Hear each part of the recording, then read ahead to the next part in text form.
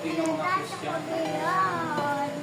So, ginahatag ini sa ako ng pribileyo kag responsibilidad kag kalakson nga buluhaton.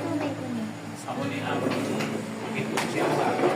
So, imagine mo na lang bala na may anak ka kaulitis ng pamilya. So, pinapaabot mo nga mag-ministeryo sila sa inyo.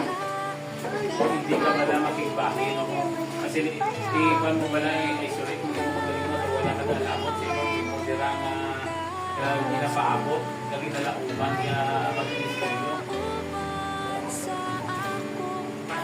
Magkapabilin ka ng bala sa pangaruyo nga inuuluwasan mo nga ako niya pamilya, relatives, mga sarili, mga kilala. Habang pwede mo man yan ibukol na, pwede ka mo ginagbulag, pwede mo man inayang nahikotaron.